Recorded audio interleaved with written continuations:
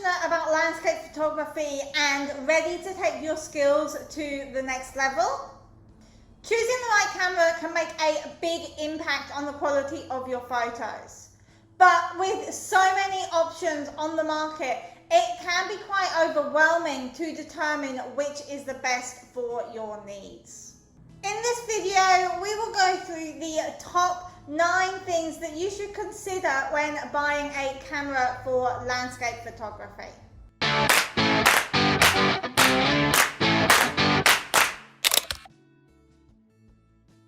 Landscape photos are known for having great clarity, detail, and vivid colors. To achieve this, you are going to need to have a high resolution sensor in your camera. This means that you're going to want to look at both the sensor size, full frame versus cropped, and the megapixels. The higher the number of megapixels, the better.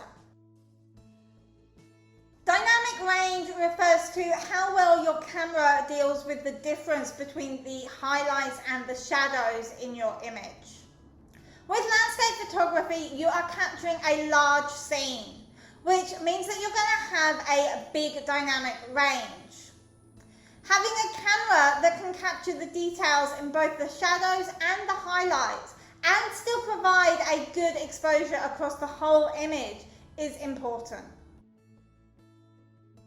If you are thinking about doing landscape photography at night or in low light conditions, then the ISO capacity is going to be important to you. ISO refers to how fast the sensor reacts to light.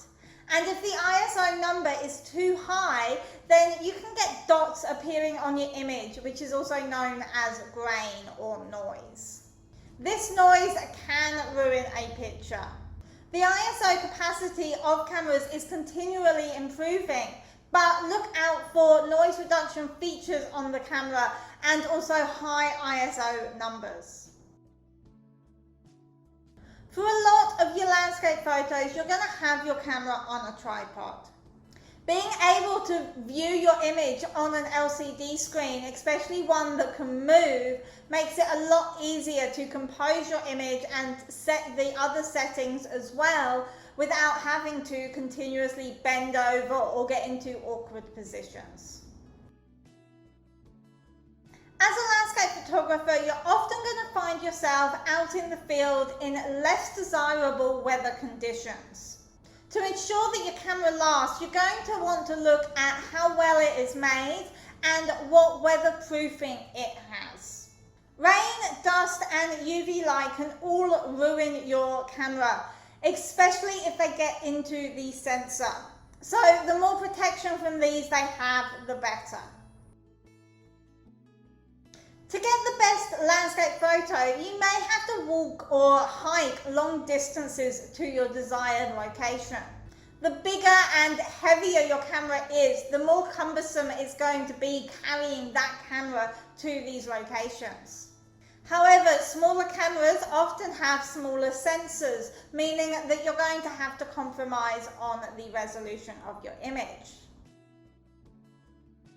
With landscape photography, you're probably going to be out in the field for hours at a time, waiting for the perfect light or hiking to your desired location. For this reason, it's important to have plenty of battery power for your camera. Some cameras use up battery faster than others.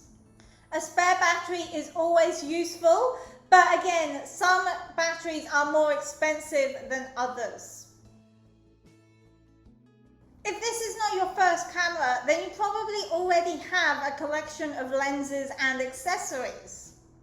For this reason, many photographers stick with the same brand so that they don't have to buy a whole new kit and they can continue to use the lenses and accessories that they already have. Before buying a new camera, make sure that the lenses and accessories that you have will work with it.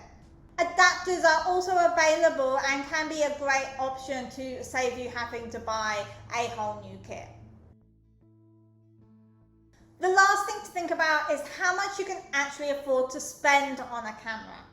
All of the points that I have mentioned in this video are important for landscape photography, but they're not essential, and having them will push up the cost of the camera. Think about which of these 8 features is the most important to you and what you're actually going to be doing with your camera. Then look for a camera that has these features within your budget. I hope that you have found this video useful. If you're still not sure what is the best camera for you, then go check out the links in the description, or feel free to send me a message so that we can have a more personal chat about what is the best camera for you. Thanks for watching, and I'll see you again next week. Bye bye.